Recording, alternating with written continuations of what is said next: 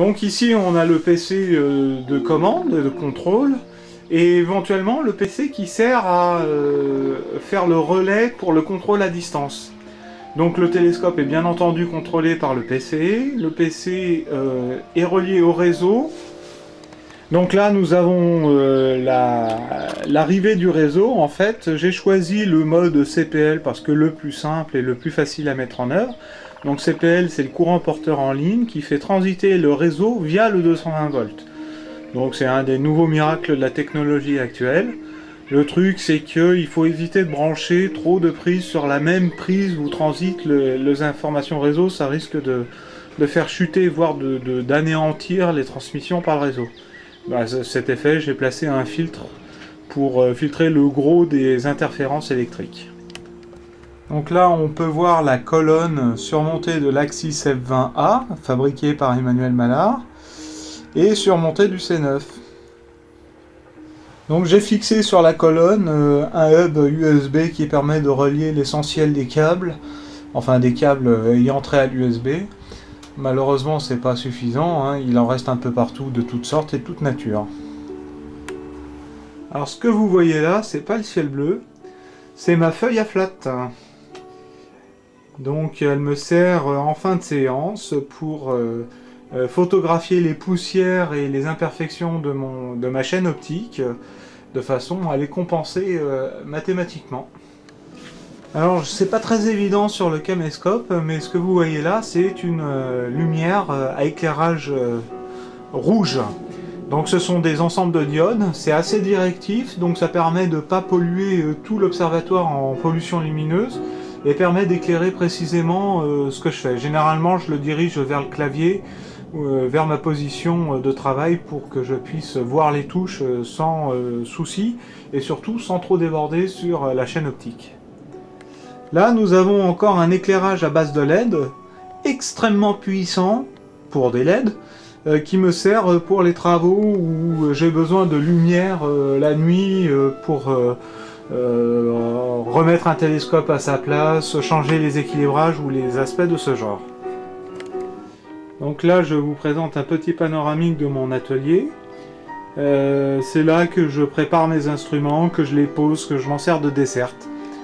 Alors là, on a un aspect assez amusant, c'est une nouveauté. J'ai placé 4 roulettes.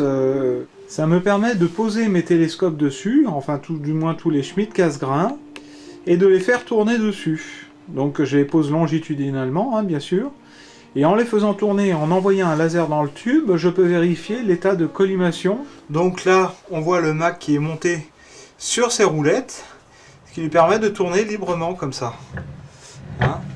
Donc il tourne. Alors l'amplitude n'est pas de 360 degrés parce qu'il y a des histoires de poignées, de viseurs et de chercheurs et tout ça. Mais l'idée c'est celle-là. Donc en attendant que je mette au point un système plus intelligent et plus fiable, j'utilise ce laser de collimation que j'ai conservé de mon ancien Newton. J'envoie le faisceau. Donc on peut voir que le faisceau est bien répercuté à l'intérieur du tube.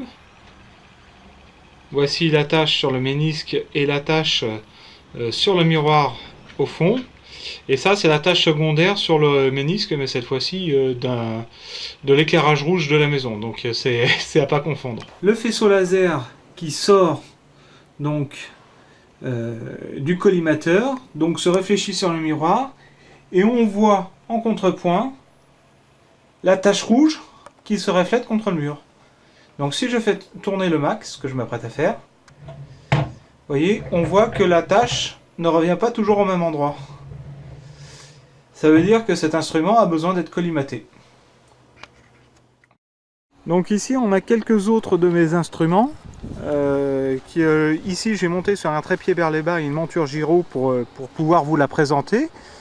La monture gyro c'est plutôt sympa parce que c'est quelque chose qui tourne... Vous voyez, sans faire d'histoire, c'est plutôt sympa. Alors, à gauche, on a un Mac M715 Intes, une tuerie en planétaire, un instrument de fou, et qui donne des lunes et des reliefs contrastés. Enfin, vraiment, c'est un instrument pour le planétaire irremplaçable. Alors à sa droite, on a une lunette avec son réducteur de focale télévue. Cette lunette, c'est une William Triplet Apo Fluo Lomo de 80 mm de diamètre, ouverte à 5. À côté, c'est mon ancienne lunette de guidage. Je m'en servais pour faire les guidages avec le Newton 200-800 que je viens de revendre il n'y a pas très longtemps. Cette lunette ne m'ayant plus grande utilité, il a été décidé de la fusionner avec un PST d'un camarade pour en faire une lunette solaire de grand diamètre. Je vous montre cette fois ma seconde lunette d'autoguidage, beaucoup plus courte. D'ailleurs, on l'appelle Short Tube Orion, c'est pas un hasard. Elle surmonte donc ma lunette imageuse William Optique. Et donc c'est cette config qui me sert pour mes déplacements. Donc ça, je prends cet ensemble là à droite, je la mets sur ma monture Celestron CG5 Go2, et cet ensemble est relativement compact et surtout très performant pour faire de l'imagerie ciel profond en race campagne. Alors je reviens sur l'aspect toit.